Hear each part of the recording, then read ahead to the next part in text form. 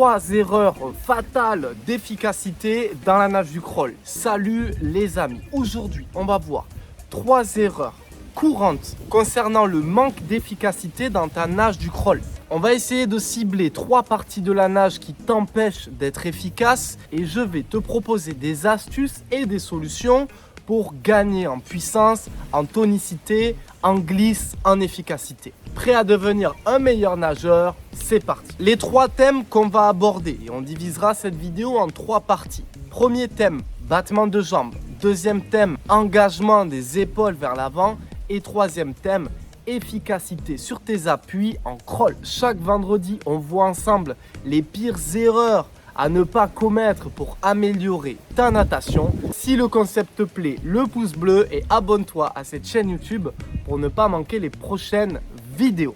On commence dès maintenant.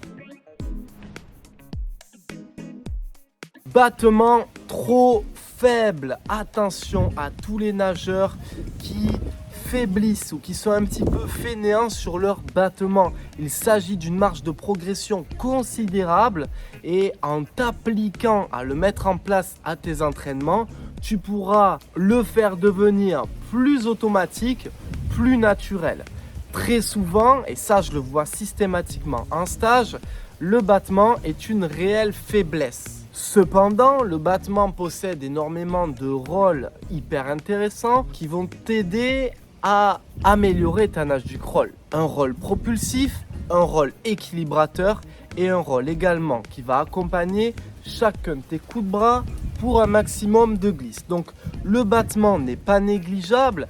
Intègre régulièrement des séries pour solliciter tes battements en natation. Et si tu constates que c'est une faiblesse de ton côté et que tu manques d'efficacité en battement, marque-me-le dans les commentaires et essaie d'y penser dans tes prochaines séances, même si ça t'épuise un petit peu. Deuxième thème dans lequel on retrouve un réel manque d'efficacité, c'est l'engagement de tes épaules vers l'avant. La nage du crawl est une nage d'engagement et de souplesse dans lequel à chaque coup de bras, tu dois t'étirer vers l'avant,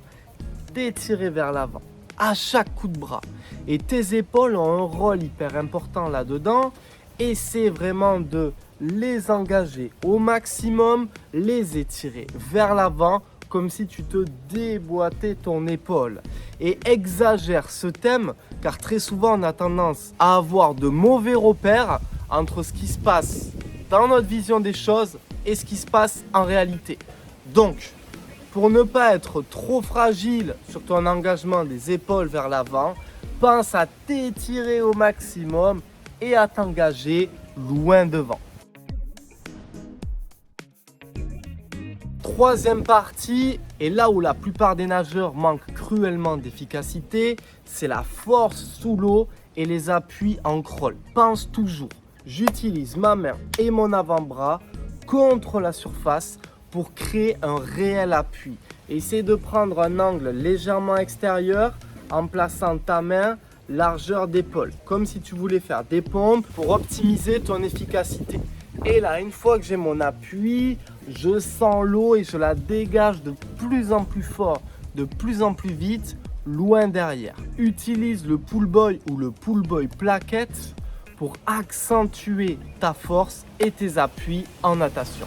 Encore une fois, je t'invite à marquer dans les commentaires si tu sens que tu as une faiblesse ou un manque d'efficacité, que ce soit sur ton battement, sur l'engagement de tes épaules en crawl ou sur la traction de bras sous la surface. Pour les plus expérimentés d'entre vous, n'hésitez pas à nous suggérer des choses que vous voyez chez la plupart des nageurs et que vous considérez comme un défaut grave, une réelle erreur en crawl.